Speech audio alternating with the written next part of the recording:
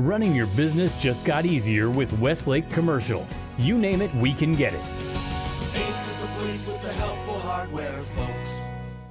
Summon there with about 9 minutes left in that situation where you have to score a touchdown. What did you find within yourself, and what do you think the team has found? Yeah, I think we just fought. I mean, at the end of the day, they didn't play any different coverages. We didn't call any different plays. It's just guys stepped up to the challenge. I mean, obviously those two drives before that where I dirted the fourth down play and threw the interception put us in the hole. But I think guys just rallied and fought and found a way to win the game.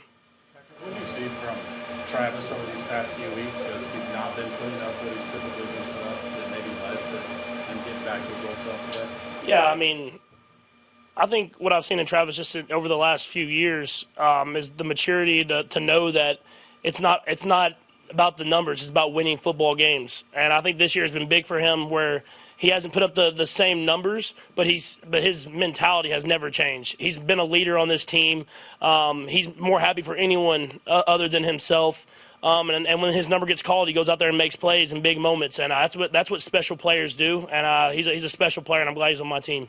Beyond that, you guys, I mean, obviously, any team that has success, you're happy for them. But you guys seem to really have a special bond. What's it like for you two connect on the moment that you did with teammates? Yeah, I mean, that was a special moment just in general. I mean, I don't think I've ever been a part of a walk-off touchdown or anything like that. And so to be in that moment, find him underneath and him making such a dynamic play where, I mean, he cut back, ran by people.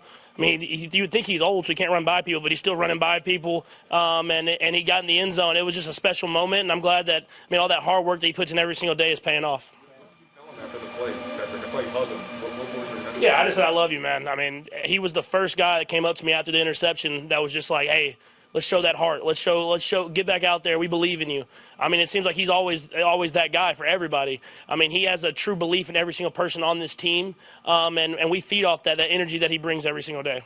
Patrick, that hard toughness, whatever you want to call it, not that you weren't tough as a team, the hard, whatever, your first year playing. I'm just wondering, do you feel big picture that you guys have taken that part of football to a different level? Yeah, I think these last few weeks, you've seen it with the defense and the swagger that they've had. You've seen guys step up on that defense and make plays whenever their number's called. You've seen offense, even when games are ugly and they're not the games that you're used to having, stepping up, making drives at the end of games to win football games. And that's what happened today. I mean, the defense held us in that game, all those fourth down stops against a really, really good offense. And then at the end of the day, the offense, we stepped up in those last three drives and got down there and scored when we needed to. Patrick, we talked about all season about how Travis was being played, man doubles, getting physical at the line of scrimmage. Were you surprised down the stretch that he was, one-on-one and ended up being that wide open? Yeah, they brought a pressure off the side, so it kind of had to force them to get in a one-on-one coverage. They were trying to catch us in kind of like a five-man protection. We were able to get it picked up, so it put him in that one-on-one situation. So they had gotten us on that pressure earlier in the game, I think with a nickel coming off and and getting right to me where I threw the ball away. And so we kind of learned from that. We were able to pick it up, and then it puts our guys in one-on-one situations. And we have some of the best guys in the league whenever they're in one-on-one coverage. Patrick, a two-part thing. First is what did happen on the ball you dirted and on the interception, and I'll ask you to follow up. It was just a really shitty throw. Sorry, my language. I mean, that's all it was. Did he short-armed it? No, it was. I grabbed the ball, and the motion was just a tad late. I let it go a little too long, and then he was wide open, so I tried to hurry up and just throw it to him, and I didn't grab the ball the way I wanted to, and so I overstrided and just threw it straight into the ground. The second part of that, though, is, okay, so there was a period of time there where you're angry at yourself, for a few seconds anyway, you're frustrated. Can you try to just describe how you put the switch back to, like, okay, next play? Yeah, I mean, in this league, that's what you have to do, good or bad. It doesn't matter what happened that last play. You have to go out there and do it even better that next one. And so even though it was such a bad moment in the game where we could have taken the lead and we didn't, the defense ended up getting a stop. And then I turned the ball over, and then they scored, but we were still only one score down. So whenever you still have a fighting chance, you just got to believe that you're going to go out there and make it happen. And I thought the guys stepped up to the challenge, made some big plays happen there at the end of the game, and we were able to find a way to win it. Patrick, is it fair to say that Travis got his swagger back again? I mean, if that guy loses swagger, I don't know what swagger is. He always is. He has that swag at all times. like we said, I mean, he's gotten double teamed and tackled off the line of scrimmage for the last few years, but especially this year. And I thought him and Tyreek just continue to battle, and they find ways to make big plays happen whenever their numbers called it in the games. Patrick, I'm with German media. Sorry for going off topic for a second. With the Chiefs expanding to Germany next year, is there any kind of relationship you have with Germany? And why do you think it is German fans like the Chiefs? Yeah, I mean, I've had a little relationship with Bayern Munich, being able to talk to some guys on that team and then talk to some of their coaches. I mean, you have to respect that sport over there. I mean, the fandom, the way they pack that stadium, the type of athletes that play that sport. I mean, it's awesome that hopefully we'll be able to get over there one day and play in front of those fans and see what that atmosphere is like. Thank you. Patrick, you talked a minute ago about that sequence where you threw that incomplete on fourth down to Hardman and then the interception when you guys were backed up. You talked about bouncing back from it, making it sound like it's no big deal. I mean, is it really that easy? Is that an easy thing to fight back from in a game like this?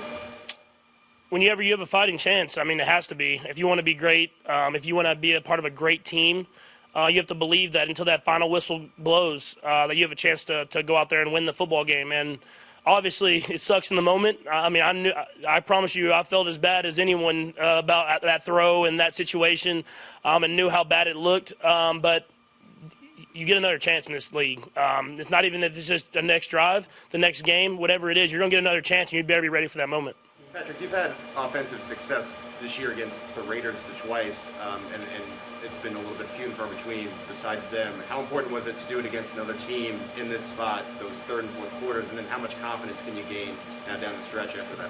Yeah, I mean, doing it against a division opponent that's kind of studied you the whole entire offseason, and it's a really good football team just in general and good defense and good defensive coordinator, it definitely gives you confidence. I mean, they're playing the same coverages that people have said it kind of gave us the struggles, but it all comes down to execution. And I've always said if we execute, we can score on anybody. But it's going to take us executing every single drive, and we did at the beginning and at the end. So we got to figure out a way to do it for the full entire game. Here, Patrick. Earlier this season, it was what's wrong with the Chiefs, and now you're the first AFC team to get 10 wins, and you probably locked up the division title tonight. How gratifying for you has this turnaround been to experience such a thing? Yeah, I mean, I think it shows the character of the guys in the locker room. I mean, my first few years has always been jump out to these early leads with a lot of wins and then kind of try to coast almost into the playoffs. Well, this year it was the opposite of that. It was we're going to have to battle every single week to get to where we want to be at. And the job's not finished. We got 3 more regular season games, I believe, and then going into the playoffs. And so we got to find a way to continue to get better and better and try to build that momentum into the playoffs. Patrick, that 2-point conversion seemed like it took about 30 seconds. How many reads did you go through, and did Clyde just kind of break off his or react to your scramble on that? Yeah, it's probably crazy because I think McCole, Travis, and Tyreek were all open, and I didn't throw it to any of them. And then Clyde, who was supposed to be blocking, actually ran and caught it. So it's one of those on film where coaches going to be like, what were you seeing? And I was like, I saw them all open. I just, for some reason, didn't throw it. So we got 2 points regardless, and we were able to move it to overtime. Travis, you talk about Patrick, you talk about Travis's swagger. From a team perspective, do you think you guys lost that earlier and you have it all the way back now? I don't think we lost it. I mean, we didn't win those games kind of at the early part of the year, but I mean, we always had the confidence that we knew we had the guys in the locker room to win them. I mean, I think we're still building on trying to become great, but I think we got the guys to do it. So I'm excited for the challenge of these last few weeks in the playoffs.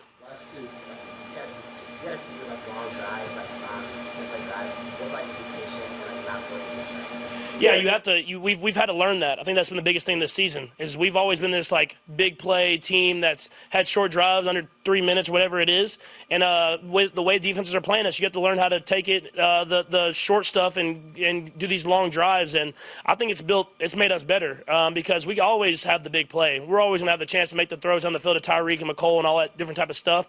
But if we can show everybody that we can drive down the field methodically with patience, I mean that'll be hard for defenses to stop. Patrick, you mentioned Kelsey being an old man, but what about him as a route runner makes him so unique that allows him to find space and really like his defenders? Yeah, he's so slippery with his routes. it's hard to even imagine his shoulders start rocking, and that's why he can dance, I think. But he's running, and it looks like he's running slow, but he's moving fast. And I think you've seen that on some of the long runs that he has. Is people even take bad angles on him, and they don't understand where he's going because he doesn't look like he's moving fast, but he is. And so he has understanding for the offense too, which helps out a ton. He knows how to run routes to get himself open and others open.